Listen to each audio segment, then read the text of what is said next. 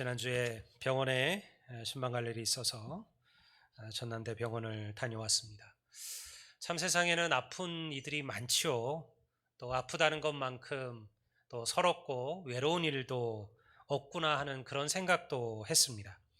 제가 서울에서 총신대학 신학대학을 다닐 때 기숙사 생활하던 제게 가장 외롭고 힘들었던 순간 중에 하나는 생일 때와 몸이 아플 때예요. 혼자 끙끙 앓으면서 약을 사러 가는 것만큼 사실은 서러운 일이 없지요. 물론 이제 여자친구가 생긴 다음에는 여자친구가 사다 주고는 했어요. 아니, 사모님도 여기 계신데 웬 여자친구 얘기를. 그 여자친구와 저희 집사람이에요. 저희 사람도 같은 학교를 다녔기 때문에. 문제는 아파서 병원에 간다고 해서 그 병이 다 고침을 받는 것도 아니에요. 아직도 현대의학으로 고칠 수 없는 수많은 병들이 있고요. 또 우리가 알고 있는 많은 치료들은 완치라고 보기보다는 더 나빠지지 않도록 하는 것을 목적으로 삼는 치료들도 많다라는 거죠. 그래도 참 다행인 것은 우리가 의료기술과 또 시스템이 잘 갖추어진 대한민국에 산다라는 거예요.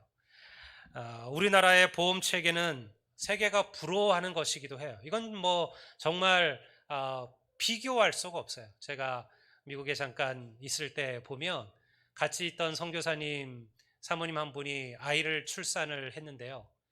미국에서 뭐 아이를 낳을 수밖에 없었죠. 자연분만 하고 그리고 3일 만에 돌아왔는데요. 병원비가 2천만 원인가 나왔어요. 그러니까 의료보험이 없는 이들에게는 정말 고달픈 고시기도 해요. 그런 거 생각하면 정말 우리나라의 의료보험은 정말 좋아요. 그거는 뭐 부인할 수가 없는 것 같습니다. 누구나 치료받을 수 있는 권리가 있고 또 치료받을 수 있는 의학이 준비되어 있다라는 거죠. 그런데 지금과 같은 이런 시대에도 아프고 병든다라는 것이 그렇게 고달프고 어려울진데 하물며 2000년 전 예수님의 시대는 어떠했을까요? 저는 오늘 여러분들에게 주님을 만난 한 병자의 이야기를 하려고 합니다. 세상에 그 어떤 것으로 고침받을 수 없어 절망과 낙담에 처했던 한 사람이 그의 상처와 그의 눈물을 아시는 주님을 만남으로써 그의 삶이 어떻게 변화되어졌는지를 제가 여러분들에게 전하려고 해요. 그리고 이런 주님과의 만남이 우리 가운데도 여러분 가운데도 시작되기를 주의 이름으로 간절히 축원합니다. 어느 날 예수님께서 예루살렘에 올라가셨어요. 그리고 그곳에서 수많은 병자들과 아픈 이들을 보시게 되었습니다. 우리가 오늘 본문을 한번 볼까요? 우리가 주보가 사실은 좀 잘못 나왔는데요. 사도행전이 아니라 요한복음입니다. 요한복음 5장 2절과 3절을 한번 제가 보겠습니다. 예루살렘에 있는 양문 곁에 히브리 말로 베데스다라는 못이 있는데 거기에 행각 5이 있고 그 안에 많은 병자, 맹인, 다리 저는 사람, 혈기 마른 사람들이 누워 물의 움직임을 기다리니. 당시 예루살렘에는 예루살렘으로 들어가는 여러 문이 있었어요. 성벽이라는 게 그렇잖아요. 문이 딱 하나만 있는 게 아니에요. 사실은 여러 곳에 들어갈 수 있는 문들이 되어져 있었는데요. 사람들이 다니는 문도 있고 짐승들이 다니는 문도 있었고요. 예루살렘의 그 성벽 문 가운데는 죽은 사람, 시신만이 들어나갈 수 있는, 옮길 수 있는 그런 문도 있었죠. 그 문들 가운데 양문이라는 게 있어서 오늘 본문에 보면 예루살렘에 있는 양문 곁에, 이 양문은 쉽게 말하면 양의 문, 쉽게이트예요. 양의 문들이라는 거, 양의 문. 왜 양문이라는 이름이 붙여졌을까요? 왜 어떤 문을 보고 그 이름의 문을 양들의 문이라 붙였냐면 주로 제사장들은 이 문을 통하여 하나님께 번제로 드릴 양들, 짐승들을 데리고 들어왔죠. 그러니까 사람보다 양이나 짐승들이 오고 가는 문이라 그래서 그 문의 이름을 쉽게이트, 양문이라고 붙인 거예요. 그리고 또 하나는 이 문 주위 곁에 뭐가 있었냐면 바로 이 양들을 사고 파는, 번제로 드릴 양들을 사고 파는 양시장이 형성되어 있었어요. 그래서 그 문의 이름이 양문이라 붙여져 있었습니다. 그런데 이 양문에서 한 10여 메타쯤 안쪽으로 들어가면 한 연못이 나왔어요. 그 연못의 이름이 뭐냐? 바로 우리가 오늘 본문에 본 베데스다입니다. 이 연못은 목마른 양들과 짐승들에게 물을 먹이는 곳이기도 했고요. 또 하나님께 번제로 드릴 짐승들을 깨끗하게 씻기는 그런 곳이기도 했어요. 베데스다라는 게 뭐냐? 베데스다는요, 이 베이트, 집이라는 히브리 말과 헤세드, 자비, 은혜, 궁휼, 사랑 이런 뜻을 가진 이 헤세드라는 말이 합쳐진 단어죠. 다시 말해서 은혜의 집, 궁휼의 집 이런 뜻을 갖고 있는 게 베데스다예요. 왜 그런 이름이 그 연못에 붙여졌을까요? 양들이 물 먹고 양들이 씻기는 그러한 연못이니까 그게 깨끗한 연못일 리가 없죠. 좋은 연못일 리가 없어요. 근데 그 연못의 이름을 은혜의 집, 긍휼의 집이라고 붙였을까? 베데스다 연못에는요, 아주 특별한 전설이 하나가 있었어요. 3장 3절 후반절부터 4절을 한번 제가 읽어 볼게요. 뭐라고 되어 있냐면, 물의 움직임을 기다리니 이는 천사가 가끔 못에 내려와 물을 움직이게 하는데, 움직인 후에 먼저 들어가는 자는 어떤 병에 걸렸든지 낫게 되밀어라. 아, 놀랍죠? 정말 이런 연못 하나 있으면 정말 대박이지 않겠습니까? 근데 이 성경의 이야기가 실제 그러했을까? 실제였을까? 여러분들이 아마 성경을 좀 읽어보신 분들은요, 이 본문을 읽으셨으면 뭔가 좀 다른 것을 발견하셨을 거예요. 제가 읽은 본문은 성경에서 괄호 안에 들어가 있어요. 이 제가 읽은 요 부분은 괄호가 쳐져 있고요. 그리고 숫자 2라는 각주가 달려 있어요. 여러분 성경 한번 보세요. 그렇게 돼 있어요. 괄호로 돼 있고 그 안에 이 이야기가 제가 읽은 이야기가 들어 있고 각주 2가 달려 있어요. 성경 밑부분에 그 각주의 해설을 한번 보세요. 이렇게 되어져 있어요. 어떤 사본에는 이 괄호의 구절이 없고 3절의 누워는 누웠으니로 되어 있음. 이게 무슨 의미냐면, 그러니까 천사가 가끔 내려와서 물을 움직이는데 그때 누구든지 가장 먼저 그 물에 뛰어 들어가는 자는 어떠한 병도 낫는다라는 이 말은 진실이 아니라 소문이라는 거예요. 이런 이야기도 있더라라는 거죠. 왜 그곳에 병자들이 그렇게 몰리는가 요한 사도가 성경을 기록하면서 알아보지 않았겠습니까? 왜 사람들이 이 연못에 사람들이 모일까? 그랬더니 이런 소문이 있더라는 거예요. 그래서 요한 사도는 그 부분을 괄호로 만든 거예요. 그리고 이것이 거짓이기 때문에 다른 사본들, 다른 어떠한 성경의 역본들에서는 이 말을 그냥 완전히 삭제하고 빼어버렸다라는 거죠. 그러니까 다시 한번 우리가 이 얘기를 한번 들어가 볼까요? 이 베데스다가 은총의 집, 은혜의 집이라고 하는데 사실은 그게 아니에요. 이제 어쩔 수 없는 병자들, 세상의 그 어떤 것으로도 고칠 수 없는 병자들이 그 소문이라도 듣고 찾아오는 곳, 그리고 사실은 그곳에서 죽어가는 절망과 고통의 장소가 바로 베데스다였어요. 그럼에도 불구하고요, 수많은 사람들은요, 마지막 희망을 붙들고 그 연못으로 몰려든 거죠. 그리고는 목가에 누워서 언제 천사가 내려와 그 물을 움직이는지를 다 주시하고 본 거예요. 수많은 병자들이 그 목가에 삥 둘러서서 그리고 언제 물이 움직일까? 그냥 그것만 바라보고 있는 거죠. 나도 낫게 될 것이라는 희망을 가지고 말입니다. 그런데 그 수많은 병자들 가운데 바로 오늘 우리 본문에 나오는 한 사람이 나와요. 그는 38년 동안이나 침상에 누워서 일어나지 못한 자예요. 여러분, 말이 38년인지 생각해 보세요. 38년 동안 움직이지 못하는 병자라면 그의 상황이 어떠할지 눈에 훤히 그려지지 않습니까? 우리가 소위 간병의 장사 없다, 긴병의 장사 없다 이런 말을 쓰잖아요. 부모님이라 할지라도 그 병이 너무 길어지면요 못 견뎌요. 그게 우리들이잖아요. 사랑하는 가족이 몇 달만 아파도 그 간호하는 이들이 그 어려움을 견디지 못하는데요. 38년 동안이나 침상에서 일어날 수도 없고 움직일 수도 없는 중병을 앓았다면 이 사람의 상황이 어떠했을까요? 그 곁에 누군가 남아 있었을까요? 아무도 없었다라는 거예요. 베데스다 연못에 모인 수많은 병자들은 실상 모든 이에게 버려진 자들이에요. 응?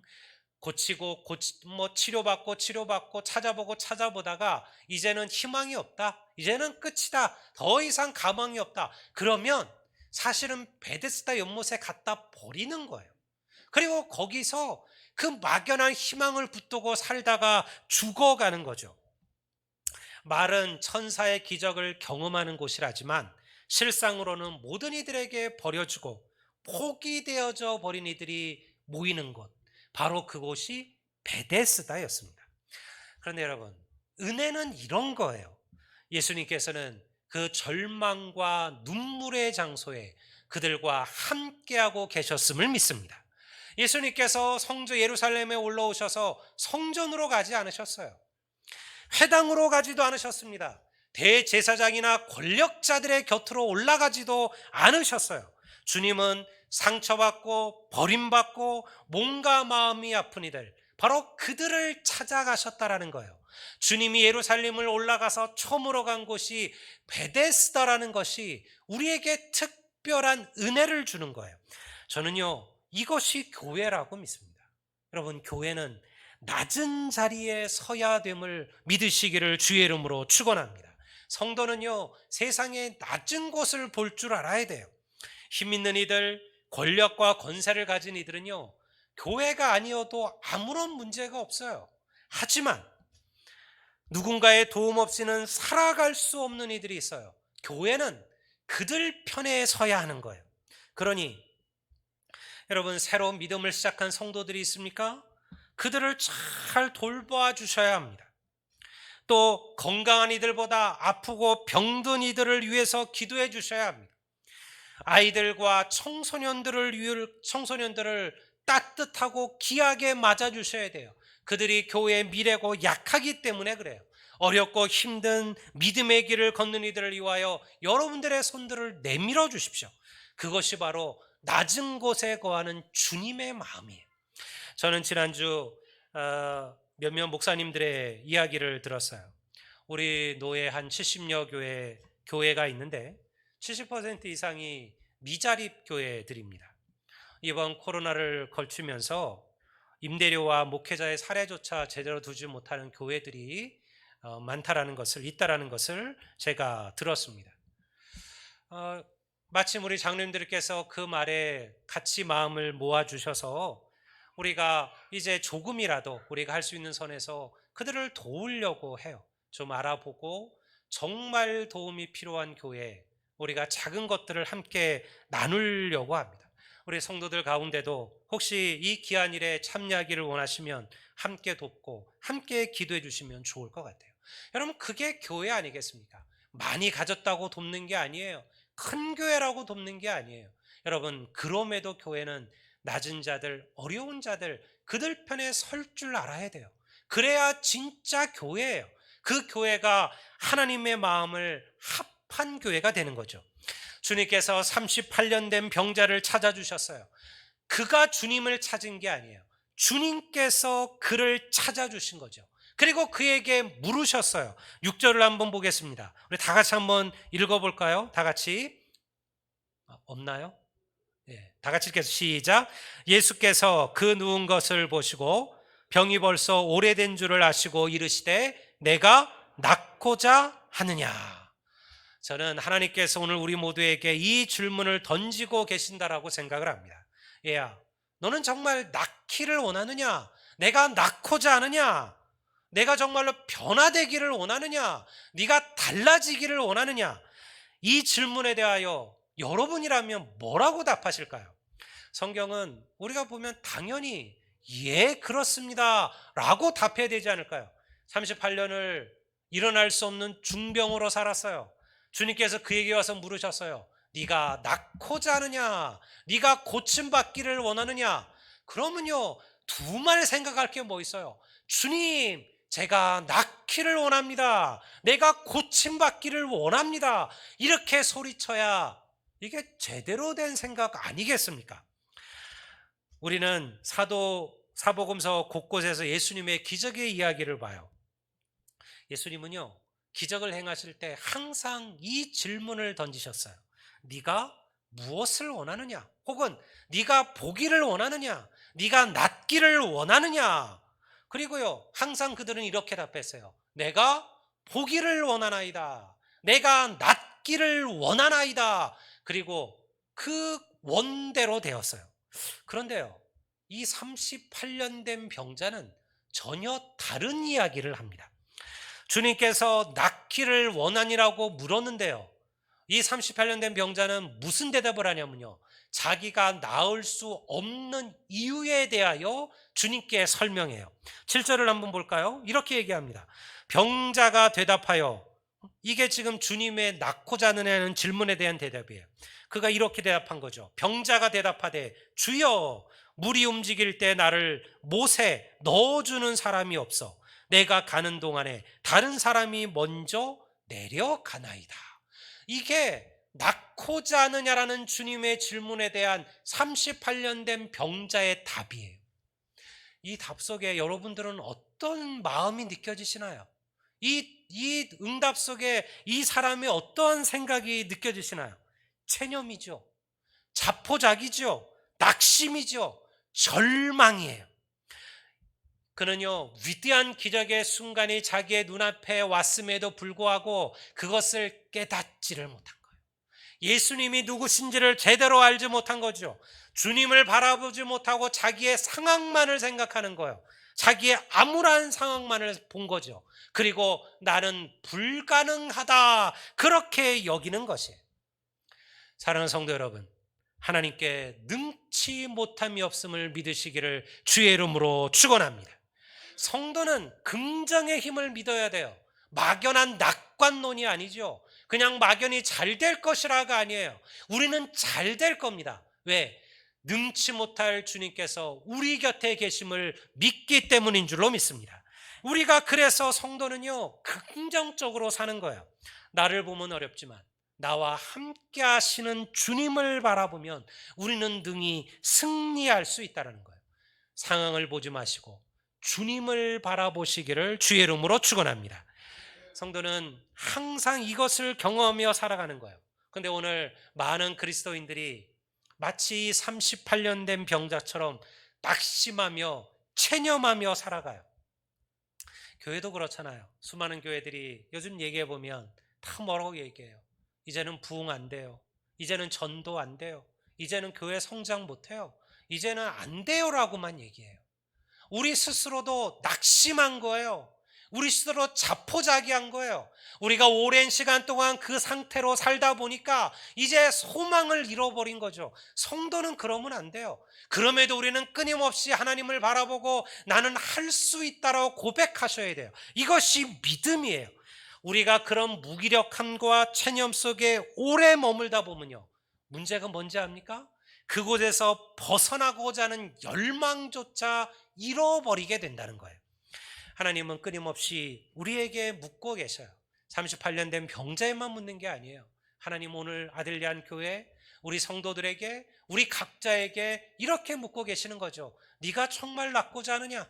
너의 그 영적인 질병에서, 그 영적인 문제에서 너는 낫기를 원하느냐? 내가 일어서기를 원하느냐? 내가 변화되기를 원하느냐? 여러분, 그때 주님, 제가 간절히 원하나이다 고백할 수 있는 우리 성도들이 되시기를 주의 이름으로 축원합니다. 여러분, 주님이 원하시면 우리는 일어나 걷고 뛰어가는 기적을 보게 될 줄을 믿습니다. 예수님께서 38년 된 병자에게 명하셨어요. 왜? 그는 지금 스스로 일어날 힘이 없어요. 믿음도 없어요. 열망도 없어요. 그러나 주님은 포기하지 않으셨어요. 그런 자에게 주님께서 명령하셨어요. 일어나 내 자리를 들고 걸어가라. 그리고 그 말씀대로 그는 고침을 받고 38년 된 누웠던 침상에서 일어나 걷게 된 줄을 믿습니다. 그런 여러분, 진정한 베데스다는 무엇일까요? 이 연못이 아니에요. 그 연못이 베데스다 은혜의 집, 긍휼의 집이 아니라 하나님의 말씀이 은혜의 집, 긍휼의 집인 거예요. 베데스다가 그를 고친 게 아니죠. 주님의 말씀이 그를 고친 거예요. 하나님의 말씀이 능력임을 믿습니다. 성경은요, 주의 말씀은 살아있고 운동력이 있다라고 말하죠. 하나님의 말씀이 어떤 자의 심령에 들어가고 그리고 역사하면요, 기적이 시작되는 거예요. 이게 말씀의 능력이에요. 이게 말씀의 은혜예요. 그런데 우리가 이 말씀을 붙들고 지금 살아가고 있느냐는 거예요. 제가 아마 교회 와서 3년 반 동안 여러분들에게 수없이 얘기했던 것은 성경을 읽으라는 이야기였을 겁니다. 예배에 자주 못 오시면 괜찮습니다. 그러나 성경을 읽으십시오. 성경을 읽으십시오. 근데 참 성경 읽기가 어렵죠. 이게 참 쉬운 것 같은데 참 어려워요. 근데 제가 지난번 우리 한 성도 카톡을 받았어요. 그분 우리 교회 나오신 지 제가 와서 교회를 나오기 시작했던 남자분이에요. 그런데 그때 이분이 뭘 기억했냐면 성경을 통독하고 성경 쓰기를 꼭 해보라는 제 그 설교를 한번 듣고 성경 쓰기를 시작했다는 거예요. 그리고 지금 3년 반 만에 자기가 신구약 성경을 다 썼다고 저에게 그 카톡으로 그 자기가 직접 쓴 그 성경 그 책을 찍어서 저에게 보내줬어요. 글씨를 참 멋지게 잘 썼다고. 가보죠, 가보. 여러분, 그가 쓴 그 신구약 성경은요, 그 집안에 가본 거예요. 그의 자식에 물려주고 손자 손녀들에게 물려줄 겁니다. 하나님의 말씀이 이렇게 내 부모가, 내 할아버지가 이렇게 주의 말씀을 귀히 여기고 사모했다는 것을 가르쳐 주는 거예요. 여러분, 우리가 성경을 직접 쓰지는 못해도 읽으셔야 되지 않겠습니까? 여러분들 하나님의 말씀을 들을 때 마음의 찔림이 중요하잖아요. 자기의 하루를 돌아보십시오. 내 하루 속에 내가 주의 말씀을 가까이 하는 시간이 있는가 생각해 보십시오. 내가 하루에 몇 번을 주의 말씀을 읽고 듣는 일에 내가 투자하는가 생각해 보셔야 돼요. 이게 성도의 기본이기 때문에 그래요. 하나님의 말씀을 붙들고 살아가지 않으면 믿음이 자랄 수가 없는 거예요. 그러니 여러분 2번, 3번 또 권면해요. 여러분 성경을 가까이 하십시오. 여러분의 집에, 여러분이 있는 곳에 주의 말씀을 두세요. 여러분 스마트폰 잘 활용하셔요. 그곳에 나와 있는 수많은 성경 앱들이 있어요. 무료로 성경을 읽어주는 앱이 있어요. 여러분 들으십시오. 그 말씀이 반드시 우리로 하여금 일어나 걷게 하는 위대한 기적을 일으키게 될 줄을 믿습니다. 중요한 것은요, 우리에게 이 변화되고자 하는 갈망과 열망이 필요하다는 거예요. 보기를 원하는 자에게 주님은 보게 하시고 낫기를 원하는 자에게 주님은 병고침의 은혜를 주셨죠. 그런데 우리의 믿음의 자리는 어떠한가요? 혹시 우리는 38년 된 병자처럼 낙담하고 절망하고 자포자기한 것은 아닌가요? 그냥 오랜 시간 동안 그 자리에 머물러 계신 것은 아닌 거예요. 무기력하고 낙심한 그리스도인들처럼 살아가면 안 돼요. 그러니 성도는요, 항상 긍정적이어야 돼요. 주님을 만나고 일어나 걷고 뛰어야 돼요. 그게 교회고 그게 성도예요. 주님은 다시 우리를 일으키실 겁니다. 주님은 다시 우리를 회복하실 겁니다. 우리가 소망하고 구하셔야만 해요. 여러분, 하나님께서는 오늘 우리에게 이 놀라운 은혜를 베풀어 주셨습니다. 우리는 이 말씀을 통하여 위대한 역사를 살아가는 거죠. 많은 이들이 그냥 지금의 자리에 머물러 있어요. 우리가 우스갯삼아 흔히 하는 말들이 뭐예요? 누가 뭐라고 얘기하고 누가 뭘 좀 고쳐보라고 하고 누가 뭘 좀 다르게 한번 해보라 그러면 우리가 그냥 농담삼아 이렇게 얘기하잖아요. 내비둬. 그냥 이렇게 살다가 죽을란다. 아마 이 말 많이 하실걸요? 내비둬. 저는 다이어트를 꿈꾸는 수많은 여성들을 봤어요. 근데 참 잘 안 돼요. 이게 살을 뺀다는 게 참 어렵고요. 어느 순간 딱 이렇게 돼요. 아유, 내비둬. 그냥 이렇게 살다가 죽을란다. 결코 그렇게 돼요. 다이어트만 그런 게 아니에요. 수많은 사람들이 영적으로도 그런다는 거예요.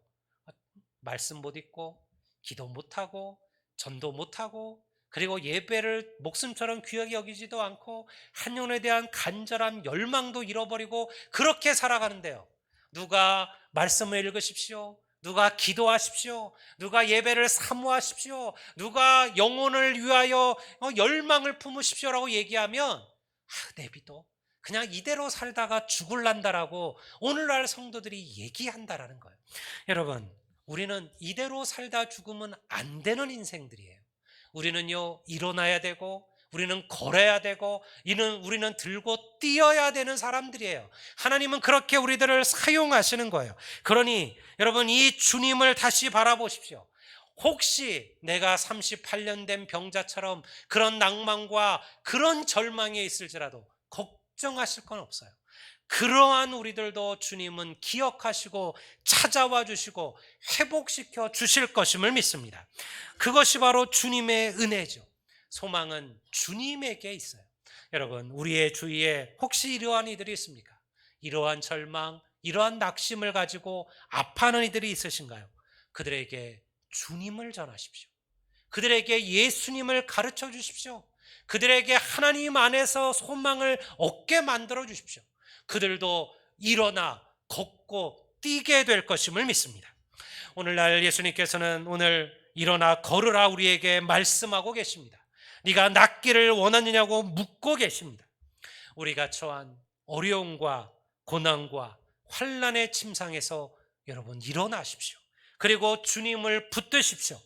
헛된 세상의 것에 마음을 두지 마시고 여러분의 삶을 진정한 베데스다로 만들 수 있는 그런 주님의 말씀 앞에 온전히 서시는 우리 성도들이 되시기를 우리 주의 이름으로 축원합니다.